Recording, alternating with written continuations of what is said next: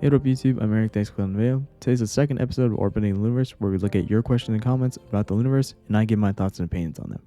So, if you have any questions, if you are confused with any parts of the Loonaverse, or just have Luna questions in general you want me to answer, leave them in the comments, and your comment might be featured in the next episode. Now, if you do end up liking the video, please do leave a like. It really does help support the channel, and it's a good way for me to know that people want more of this series. That being said, if you like what I do here, you want to see more videos like this in the future, consider hitting that subscribe button. But here we go with the second episode of Orbiting the Loonaverse. Quick reference though, if I pronounce your name wrong, sorry. Alright, our first comment is from Benjimack. They say there have been theories of ViVi originally being an Odd-Eye Circle member or YYYY member in the lore. What's your thoughts on this? Well, she was / is an Odd-Eye, but not part of Odd-Eye Circle, if that makes any sense. It's also theorized by me and other theorists that ViVi, when she had Odd-Eye powers and she wasn't an android, she used to help other girls in Eden to escape, but she got caught, and as punishment she would be sent to Earth to forever roam as an android. Alright, we got a second comment from Lemwell. I'm just gonna call that last name Y because I have no idea how to pronounce that. They say, who touched ViVi's shoulder in Why Not music video?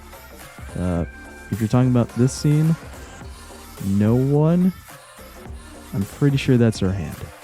Alright, on to our next comment from JinSoul's Blonde Weave. What they say, I've seen somebody comment in the Star music video theory that JinSoul could have taken Kimlip's power, and that it's shown that Kimlip lost her power since there were only these scenes of Cherry and JinSoul in the galaxy and not Kimlip. It would make sense because of the theory that JinSoul is evil and convinced Olivia to kill ViVi and Egoist. I believe you're referring to this scene in Egoist music video. Regardless, I disagree with this theory. JinSoul could never have convinced Olivia to kill ViVi because that doesn't make sense chronologically. If this were true, JinSoul would have had to have her powers prior to literally everything, which is an impossibility. So, JinSoul can't have powers before she gets powers. But this scene, it really is JinSoul's Odd-Eye spirit communicating with the real JinSoul when she's in the subway. Also, how can Olivia Hay have headphones in Eden where the Eden girls are under like those omega strict rules and standards? But yeah, moving on to our another comment from Benjimack again. They say, do you have a rough timeline drawn up for the Loonaverse? Maybe seeing it laid out could show more correlations because it can be hard to keep everything in order in your mind. Man, I'm glad you asked. I have a video series that has my full timeline of Loonaverse called Tales of the Loonaverse. You should definitely check it out if you haven't yet. But yeah, moving on to their next comment from Newer Lane. They say, my theory or a little thing I found, Rain 51 DC, I believe you're talking about Rain 51 DB, of Loon 1/3 and Rendezvous 18.6Y are the only songs that have numbers in them, and the fact that they mirror each other might explain this. Don't know if they are a theory though. Well, they are the only songs from the subunits that have actual numbers. YY does have one way.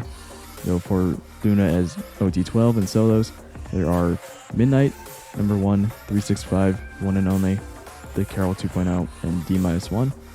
A thing to note here as well though is that Odd-Eye Circle has the song called Add, which if we were to add 51 and 18.6, we would get nice.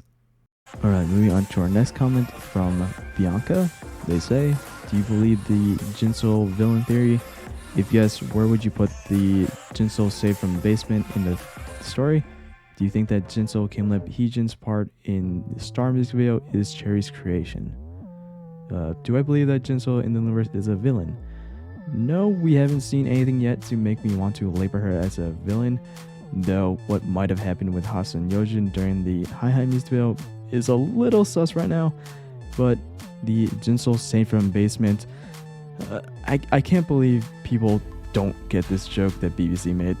Now, I've watched every episode of Loona TV maybe 4 to 5 times each, so I have a pretty good memory of when things happen. So I'm assuming where people are associating this JinSoul in the basement idea was from the description of Kimlip's Eclipse music video, where it reads, Ken rescued from a basement in Hong Kong by the wishes of the fans, meet with the rest of Loona.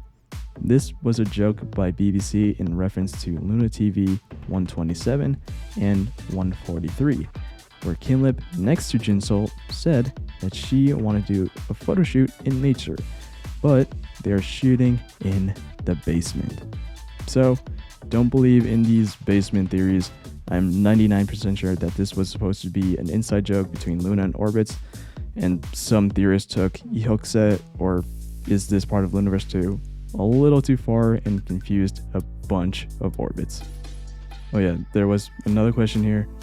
Do I think that JinSoul, Lippy, Heejin, and created Cherry? What? No? What? Although I do think that JinSoul, Lip, and Heejin would have made great parents in the Loonaverse to Cherry, I think that Cherry has some loving, caring parents. Alright, moving on to a comment from Milky Sage. They say, where was Yojin when the subunits were made? From what I could find, I believe Loona 1/3 was formed through some type of fan voting. I have no real proof that there was an actual vote that took place, because I wasn't on Orbit back then. But this video that Loona has on their channels says there was, so that's why I think there is. I also heard something on the lines that her school grades at the time weren't great, so they decided that it was best to have Yojin focus more on school, so you know, she wouldn't fail. But yeah. Alright, we got a lot of questions from Darius. They say, I got a question. Was Cherry taking part in making YYY eating their fruits, therefore them rejecting Eden? Who dropped the apple and knew? Was Cherry the one also dropping the apple in one and only? If so, why wasn't she also an egoist and heart attack? I don't know if my question makes sense, but I guess I tried them out. A lot of questions here, so let's go through them really quickly. Was Cherry taking part in making Y by eating their fruits, therefore them rejecting Eden? No, she only had to go on because Eve told her to. Who dropped the apple in new? It was definitely Eve. Was Cherry the one also dropping the apple in one and only? Cherry was the one who dropped the apple in the one and only music video. So if so, why wasn't she an egoist and heart attack? Because Cherry wasn't needed in either of those, because Chu and Olivia's Hayes fruit was already part of the Rose family. But Go-on's fruit is a pineapple, so that isn't. So Eve, knowing that she would be searched when she returned Eden and searched and found Cherry. And you know what? I have a video on this. I have multiple videos on this. So, you know, watch the Audio Circle and YY by Y episode of Tales of Loonaverse if you are more confused about this. But yeah. Alright, time for our final comment. This one's from David Gross. They say, there are lots of Loonaverse resources, threads, sites out there. Your chart of the effects of the intro moon eclipses was really refreshing. Is there a categorization of the leading theories and which have had the most predictive power / resilience as each comeback extends / delivers more lore? I'll be honest with you, I have never looked into any Loonaverse website or what have you. All of my research on the Loonaverse is just through me just watching every music video and video and noticing things that look like other things in other music videos and videos, or it was in general information that people commented on my videos.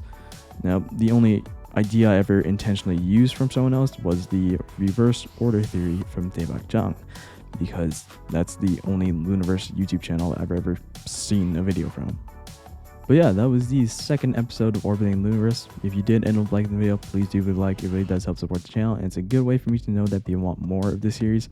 That being said, if you like what I do here and you want to see more videos like this in the future, consider hitting that subscribe button. Again, if you have any questions, if you are confused with any parts of the Loonaverse, or just have Loona questions in general you want me to answer, leave them in the comments, and your comment might be featured in the next episode. But I hope you enjoyed this video, and I'll see you in the next one. Later.